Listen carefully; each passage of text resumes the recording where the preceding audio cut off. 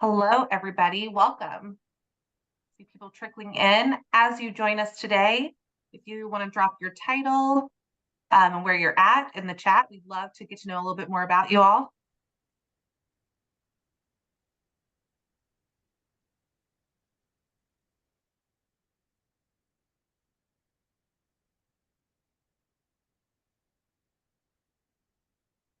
Hi, everyone. Welcome.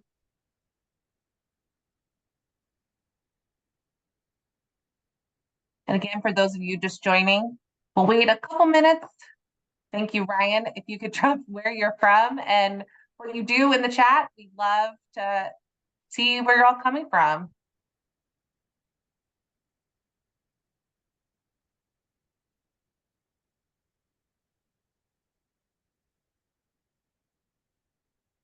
Couple more minutes.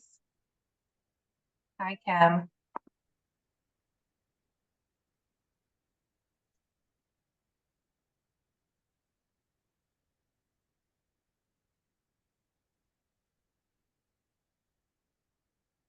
Thank you, everybody. Love seeing you all join us. Welcome to today's webinar, our District Leaders, the Science Champions, Part 1 in that series, Evaluating and Selecting High-Quality Science Instructional Materials. Super important topic, and we're so excited to start it today. Before we get into it, some helpful tips to help you make the most of this webinar. If you'd like to access closed captioning, please hit the CC button in the bottom tray and then show subtitles. You can participate anytime by joining us in the chat. You can also submit questions during the webinar with the Q&A function. We'll be answering all this at the end. We'll have dedicated Q&A time. And you'll receive a certificate of attendance for joining the webinar shortly after via Zoom email along with the webinar recording. And then we'll follow up in a couple days to make sure you got that recording. So today we are joined by two people from UC Berkeley's Lawrence Hall of Science. Very excited. I'm sure many of you have seen Rebecca multiple times in our webinars. We're also joined by Suzy today.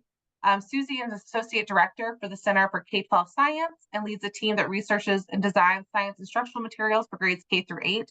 And Rebecca has the role of Professional Learning Lead for the team and supports district leaders and educators in districts across the country who are using materials and approaches developed at the Lawrence. So they both have a lot to do with developing these wonderful materials that you all need to use every day. So with that, I will stop sharing my screen and kick it to you guys to get started. Great, thank you, Shannon. All right. I will go ahead and share my screen then. All right, well, welcome everyone. It was great to see the introductions and great to see people from the whole country. Let me just make sure. I don't see my green box. Is that sharing okay? It was, now it stopped. It was, okay. Looks good. Okay, great. All right, so welcome all. And thanks for your introductions in the chat. We're glad that Shannon introduced us. We're glad to be here with our Amplify colleagues and with you all. So this is part 1 of 2 in our 2-part series where we're exploring how district leaders can be science champions. And we hope you've already seen the companion guide that you see here on my screen. But if not, we'll be sharing all these links and lots of resources at the end of the webinar. So Suzy and I are from the Lawrence Hall of Science, which is part of the University of California, Berkeley. And our group is home to a team of researchers, designers, and educators who have been focused on the development of high-quality instructional materials that meet the current standards. What we've created is a comprehensive K-8 program called Amplify Science. And we've had a deep collaboration with our publishing partners at Amplify to bring these materials to schools and to classrooms across the country and to work with educators such as yourselves to support successful implementation.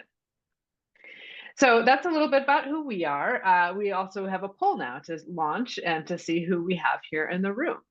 So you'll see 3 questions up on your screen. 1, what is your role in education? Second question is about grade levels you tend to work with. And curious just who's in the room in terms of being science specific. You can scroll down to see some of those choices that you mostly focus on science, partly, not at all. So we'll take a few minutes for the poll. And I think some of you are also answering in chat, which is totally fine.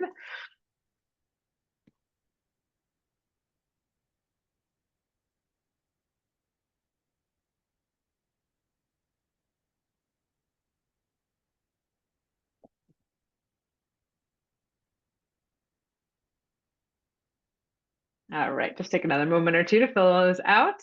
And then I can't remember, Shannon, if we can see the responses or I'll just read them out loud when you're finished.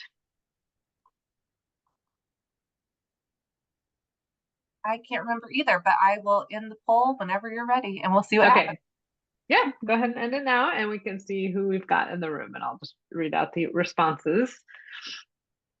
So we've got a lot of teachers and teacher leaders in the room, about 60%, and great, a handful of administrators or coordinators, actually almost 40% were in those two categories, and various others who are hopefully introducing themselves in the chat. A lot of elementary, 20% middle school, no high school folks, and then folks who cover more than one grade level. And in terms of being science specific, we do have a good handful that are primarily or solely focused on science, either in their teaching or in their coaching, or multiple subjects as well.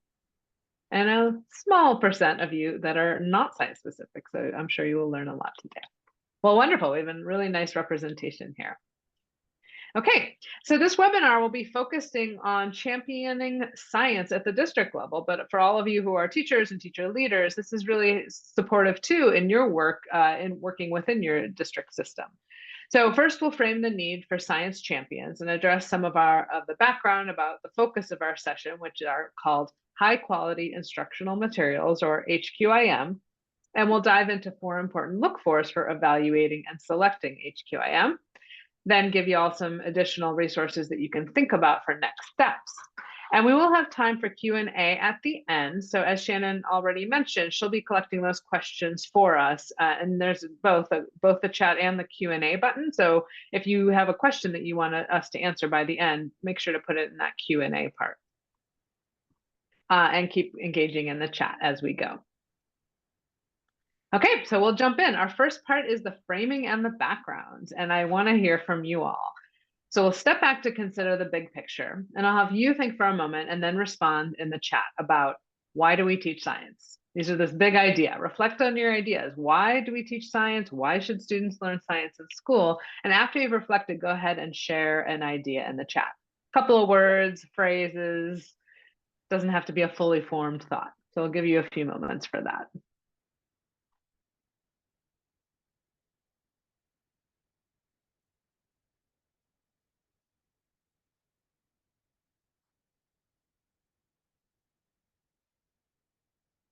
All right, I'm seeing some answers roll in. So as you're ready, go ahead and add to the chat. Now I'll read a few of these out loud.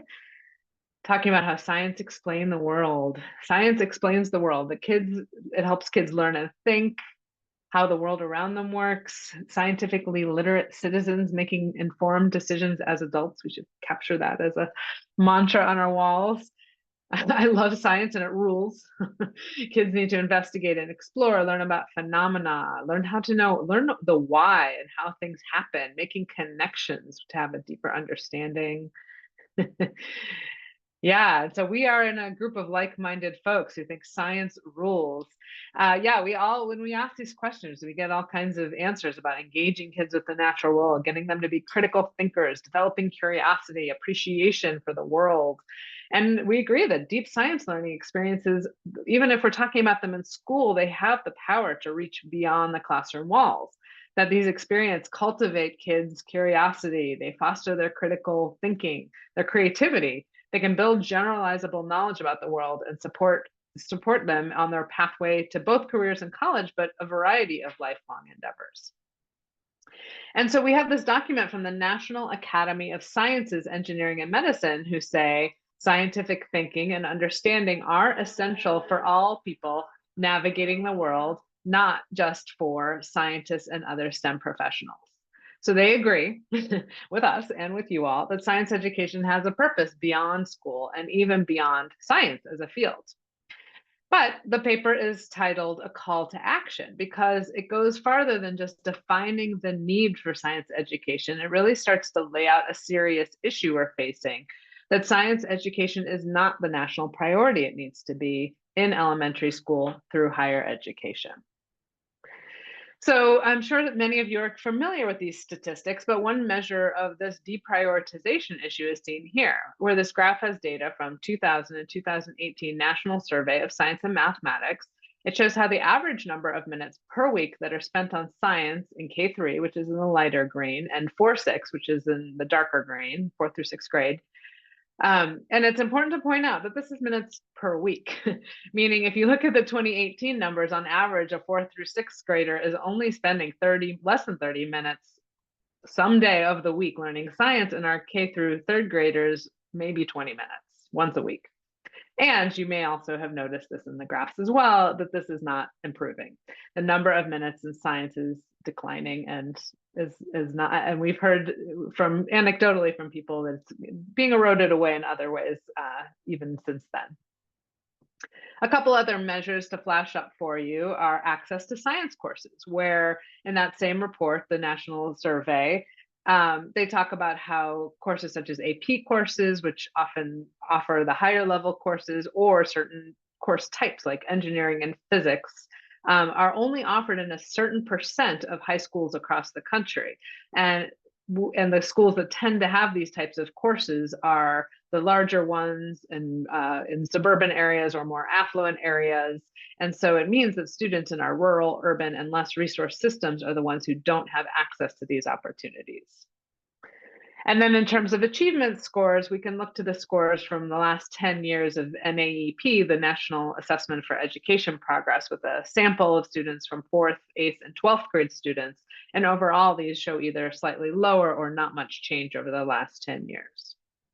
So given all the reasons we talked about for how critical it is and how wonderful it is and how much science rules to get science learning in school, it's clear we need to do something significant to address these issues.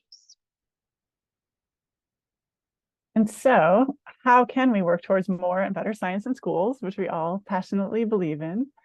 Many of the leaders in the field are strongly recommending a focus on instructional materials. And they say, one of the most important factors for ensuring that all students experience science education that prepares them for future success is access to high quality, standards-aligned instructional materials. And this quote comes from the report, Critical Features of Instructional Materials Designed for Today's Science Standards, came out from Ed Reports and Next Gen Science in 2021.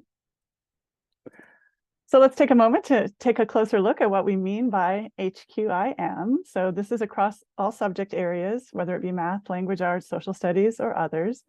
The idea that having the right instructional materials is critical for teacher and student success. So high quality instructional materials are typically defined as materials that meet rigorous criteria for being standards-based and easy to use by educators and systems. Research shows strong evidence that the choice of instructional materials has a large effect on student learning. So the citations are here if you want to dig into the details. But one study has shown that the quality of the chosen curriculum can have as much impact on learning as the quality of the teacher. A second finding is that the materials are really worth the investment. So studies have shown that improving the quality of curriculum is 40 times more cost effective in terms of student learning outcomes than class size reduction. Now, of course, we should do both, but that is a lot of bang for your buck. And we also know that teachers without access to great materials tend to piece together activities that they find online. And this often leads to inconsistent quality across classrooms or across schools in the district. And the research shows that that inconsistency particularly impacts low-income students and students of color.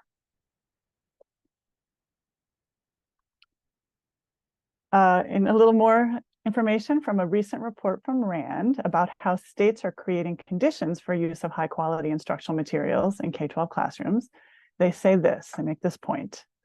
Although instructional materials by themselves cannot be expected to lead to student learning, a growing body of evidence suggests that use of instructional materials that are high quality, accompanied by professional learning supports, is associated with improvements in student achievement. So in other words, the materials on their own may not be the magic solution to improving student achievement, but high quality materials and support for teachers in using them has shown learning gains across many different studies. So clearly, instructional materials matter, and helping science claim its spot next to ELA and mathematics will require leaders who champion science at the district leadership level. So district leaders and leadership teams have a critical role to play in making the shift to teaching and learning with new science standards, and in making high-quality science instruction across all grades a centerpiece of their approach to equitable education. So, how do we do this? That's probably part of why you're here. I'll turn it over to Rebecca to tell you a little bit more. All right, thanks, Suzy. Yeah, so what we'll do next, knowing what we know now, is look into 4 look-fors as you are selecting and evaluating high-quality instructional materials. A first quick mention of the process, which is many of you have likely gone through this either with science or with another subject area, but selecting materials to adopt is often a team-based, thoughtful process, something you don't need to nor should you take on alone. And a handful of tools exist out there that help educators select HQIM in science, with Ed Reports evaluations as a primary resource you can access. So here are our 4 important look-fors. What we're going to do is go through each one at a time. So I won't read them all 4 to you now. And just to keep in mind that each context in each district is unique, but these are the common criteria that you and your team could keep in mind. So we'll start with number 1, which is saying, do the materials align with and further a district's vision and goals? So to take a look at what we mean by aligning with vision and goals, we'll take a look at 3 different district stories or examples. So I'll start with this district, which was in a state that was rolling out new science standards and assessments. So they were ready to go, ready to make some big changes in their science programming. But at the same time, the district was implementing new ELA intervention programs for reading, and also had an overarching focus on increasing numbers of multilingual learners and having a need to support these students' language development. So when the science team got together, the district coordinator, the subject specialists, and a group of teacher leaders, what they all agreed on is that they needed to keep this focus on language development in mind. And so while they had a few choices of science instructional materials to choose from, their decision really came down to what would best help them support this overall district initiative, the language development goals, because they knew it would be better taken up by administrators and teachers, and of course, it would serve the needs of students.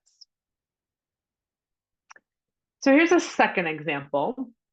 This is a district that had a slightly different focus, and this happened on a slightly different timeline, where there was a district who already had their instructional materials in place, but they were constantly finding that there wasn't enough time for teachers to use the materials or have professional learning around the materials, because they were generally spending their efforts in the district around reading and math. And so at some point, the district announced a core focus towards equity and deep learning across subjects. And the science coordinators raised their hands because they were really familiar with the fact that science was supporting deep learning already. And in fact, the approaches in the science instructional materials did exactly that, because students were having sustained learning experiences and students were at the center of figuring out. So the science team was really able to work together with other subject areas to run workshops about deeper learning and see really how science was a core part of what they were focusing on. And then here's a third example with a different focus. This is a district that really had a focus on students building knowledge. Now, this may be familiar to you. It's an idea that's been around a long time, but it's really gained attention through the science of reading movement. It's essentially this idea about how building knowledge and developing vocabulary will support students in their reading comprehension. And we in the science world know that, among other things, students do build lots of knowledge about the world around them as they're engaging in 3 dimensions of science and engineering. So it made sense to have this as an initiative across subject areas, not just in reading. So the district held a series of workshops for administrators and coaches, providing examples from the science instructional materials about how science would support the initiative. And they had time for administrators to actually work together to figure out ways to make this more a prominent part of their overall learning plans. So in sum, these are just examples of aligning and furthering overall vision and goals. There's likely many others. You can think about whatever initiative your district is currently engaging in and see if science could actually, and the science materials that you choose can align and with the district's vision and the district's goals. Okay, so on to look for number 2. This is to know if the materials are designed from the ground up for the current standards. Now, in science, what this means is that they're aligned to the NGSS, or it could be a different set of state-specific standards that you're familiar with that may not exactly be the NGSS, but that's based on the same framework. So I'm going to have a quick question for you all. If you've wandered away from your screens, you can come on back because I'm curious about your grasp of the NGSS or your state-specific standards. How familiar are you with them? You can just put a number in the chat. So either 1, you're just learning about them or don't know much about them, or you're a 5, you could teach them right now to the whole class. So I'm seeing a lot of people somewhere in between. This is interesting. Like I would say, like even a couple of years ago, we get a lot of 1s and 2s. Now there's less 1s and 2s, but still people are getting to know these standards. They're somewhat familiar with them, but don't know the ins and outs. But yeah, overall in this group, a lot of experience overall. Great. So we're not going to go into the details of those today, but I do want to just mention some of the big picture overview of some of the shifts that we're seeing out there in schools. So the field overall has undergone what we could consider a major paradigm shift since the new standards have come out the last 10 years, and what we're referring to it as a phenomena-based approach. Because phenomena are the things in the world that we can investigate. They're naturally occurring. We can use science knowledge to explain them or predict them. They're the things in the world that you see on your screen here. Why is my food rotting? Why was there a lightning storm? They get us curious. They make us ask questions and want to investigate. Now, this is different from science that's based on topics, which you can see on the list on the left. A phenomena-based approach means students are engaging and exploring real-world problems. The phenomena are complex. They require students to dive into sustained and deep learning experiences, and they're gathering evidence and doing sense-making. And when you're investigating phenomena, you'll likely address some of those topics and know more about them on the left, but phenomena-based instruction goes beyond memorizing and knowing just the facts. So another way to think about it is the shift is moving them from learning about, as you would when you're learning topics, to figuring out. This is an authentic way to engage with the world, and really what scientists do in the field. And it is the new paradigm for how we teach students science in school.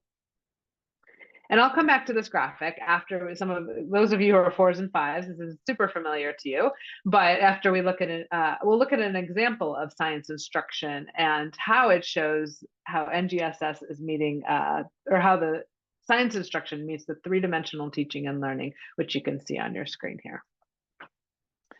Okay, so here we'll jump into a classroom example. This is an example from a grade 5 unit from Amplify Science that addresses Earth systems.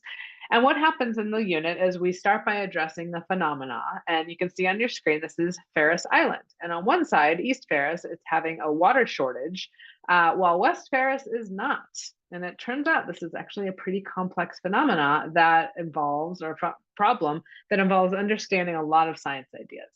Some of it has to do with rain, with groundwater, and what about all that salt water that's around the island? Does that help with getting fresh water to one side of the island? What about the weather? So kids have lots of kinds of questions that they want to investigate, and they dive in to investigating. So one of the aspects they investigate is water drops. We see water drops all the time on cold beverages, water drops coming down when it rains. Some of you might have them happening in your environment right now. How do they form and where do they come from? So students do some investigating. They take some cups of water, they see what conditions cause drops to form, they start to compare, and they start to notice, it seems that the water drops might be coming from the air, and it might be happening when it's cold. So this question, coming from the air, what does that mean? Water comes from the air? Well, students need to understand this more, figuring out how water can come from the air, and they can investigate by reading about the composition of the Earth's atmosphere. It seems that there is a small amount of water vapor in the air. Well, that's great in theory, but what's actually happening with water vapor and water? Drops. So how exactly does it turn into water? Well, it's a great example of something that we can't observe directly. We can't see it happening in front of us, but we can use a model to explain and to gather evidence. And in this case, we would use a simulation to investigate how raindrops form. So I'm going to show you an animation from one of our simulations in our program, and you can see something happening over the mountain, which is clouds forming. Now, when students use the simulation, they would interact with it directly. They would press play, they would run, and they would analyze what's happening, but they would also make observations and collect data. So in this particular screen that you're seeing now, they would observe for a while and they would see clouds forming. And in this view, these clouds just seem to appear from nowhere. But one thing that the students can do is turn on this toggle that I'm showing you on my screen here, which is showing the water molecules. And when they turn this on, you see a different view where you see water molecules, which are represented by red. Those are water vapor. At some point, when those clouds are forming, they're turning into blue water drops. They're larger. And this starts to give students some evidence and ideas about how water drops form. And I can go to another mode of the sim to analyze what's happening, zooming in even further to see how only the water vapor that gets higher up in the atmosphere starts to come together and form larger drops. And this only happens when it's colder and it turns from water vapor into water drops. So these different sources of evidence give students a better understanding and an ability to explain what's happening to form water drops. And that was just a short sample of, let's say, 5 lessons or maybe a week or 2 of instruction. And I'm going to read to you what it says on my screen here. What did students do?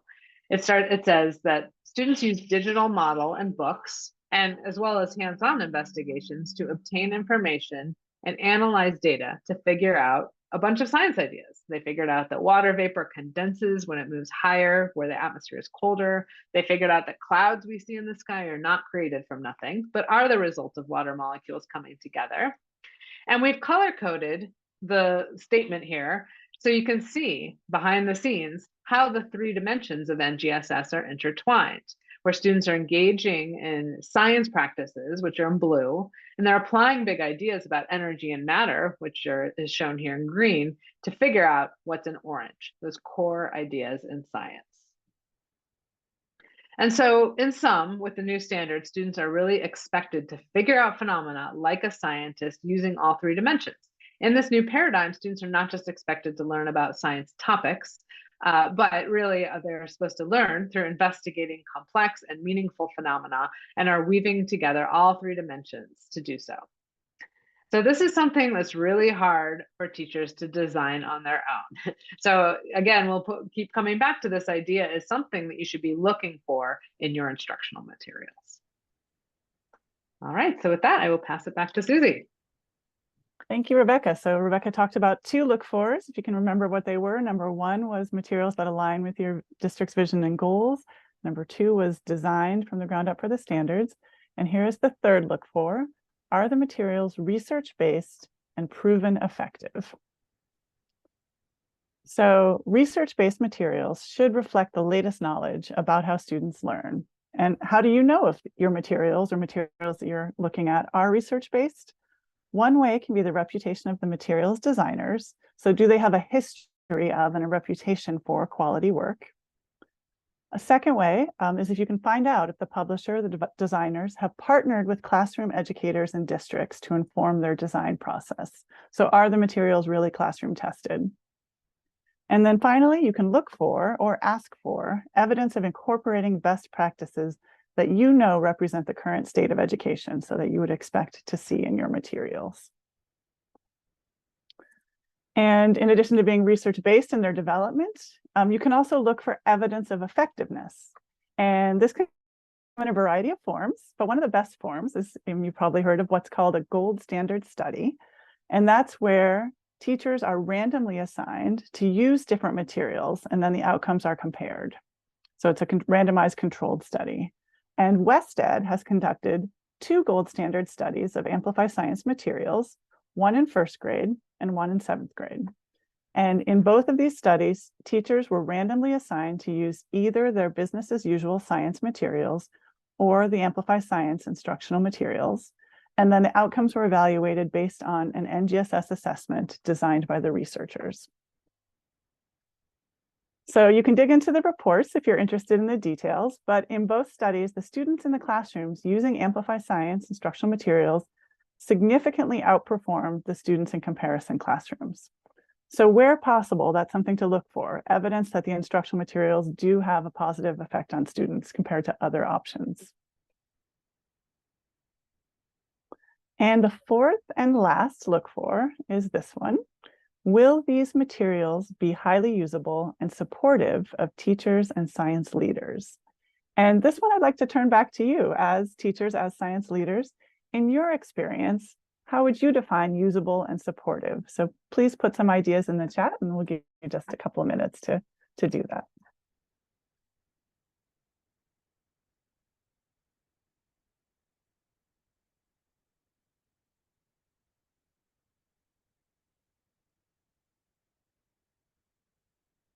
What makes instructional materials more usable for teachers, more supportive of teachers and students? Yeah, thank you. Thank you, Erin. It means the children have access to it.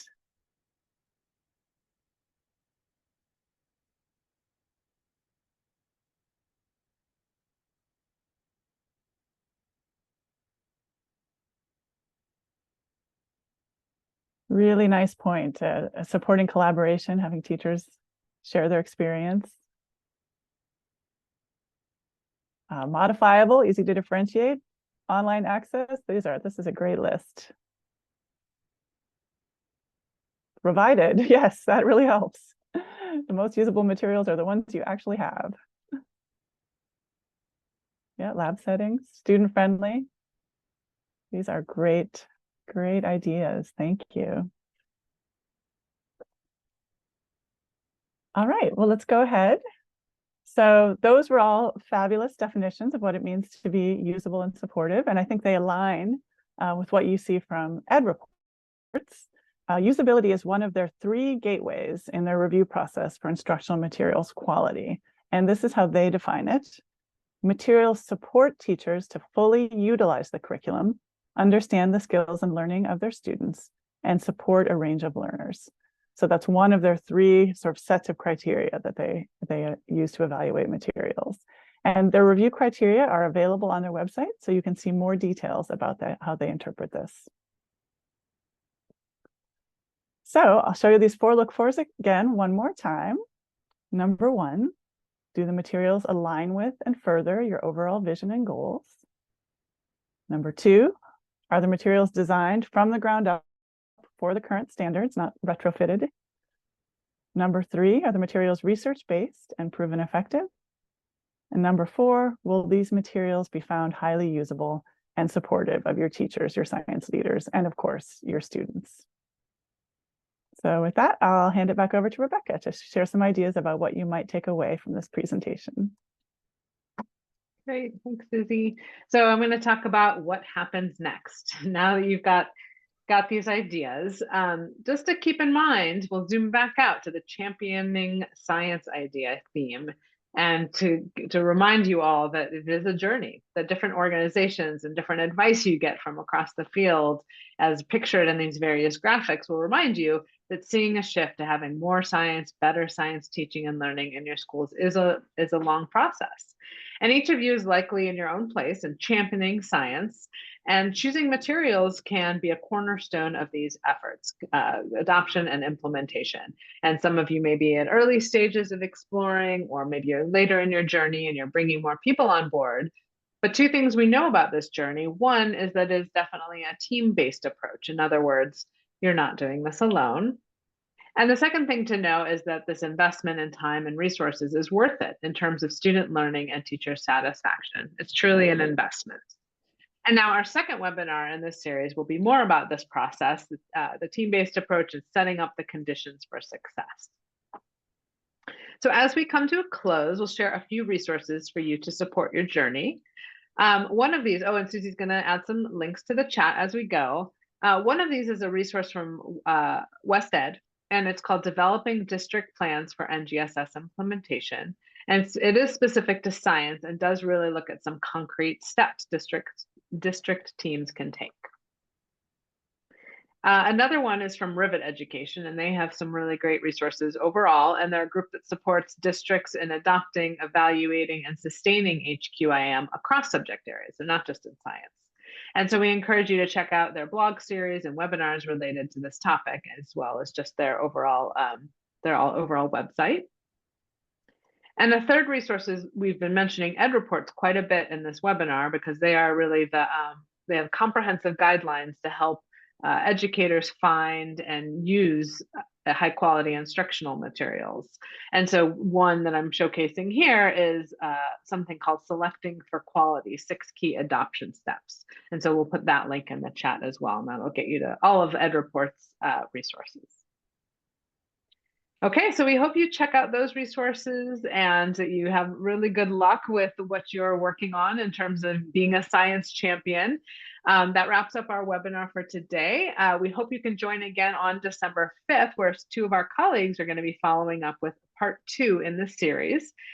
And I will pause there and see if Shannon has found any questions for us in the chat. So there are no questions in the chat. I don't think. Oh, here's one. Oh, Maria, I see your question, and I will follow up with you after, because that's something that our product specialist will be able to help you with. But I don't see any general questions. Let's see. As I say that, there's always messages that pop in. Suzy, I see you're on that, making West Ed a live link. There are no questions in the Q&A, so I will go ahead and share my screen. You guys did such a good job. No questions at all. Great, thank you. Yeah, if anyone has any other questions to pop in the chat right now, feel free. Otherwise, I think we have some closing slides. I know, I mean, there's never hurts to finish a little early, give everyone some time back. So thank you everyone for joining us. And if you do have any more questions, go ahead and throw them in the chat or the Q&A box, and we'll answer them before we go. We also have some links to share with you. I know you just got wonderful links from Rebecca and Suzy, but we have some other ones. If you want to join part 2 of our District Leaders as Science Champions webinar series with the Lawrence, you can go to this link right here, and I will also throw them in the chat right now. So you can go there and register for the next one in the series. If you missed it, Rebecca talked about at the beginning, we created this wonderful guide with them. And so if you want to go to this amplify.com/PD with LHS, you can get access to this guide today. Learn more about Amplify Science at that link, amplify.com/science. If you're a current Amplify Science user, we'd love for you to join our Facebook community. There's always lots of good success stories, horror stories, or just general questions and tips that our teachers like to share. So it's a wonderful resource for you to have on hand. If you're a district level leader using Amplify Science, please join the Instructional Leaders Community of Practice at that link right there. This is something that the Lawrence, Rebecca, I don't know if you want to talk more about it, but it's a wonderful thing to be a part of that they lead. Sure, yeah, we have this, the last link on your screen there is an opportunity. Again, if you're currently using Amplify Science, we have other leaders, district leaders who are in this community of practice. So we'd welcome you to register there. All right, everyone, thank you so much. And hopefully we'll see you in December at the next one. Thank you. Thanks. We just got a question from Sandy Howard, and that Suzy answered in the chat as well. All right. Thank you so much, everybody. Really thanks, everyone. Talk to you today.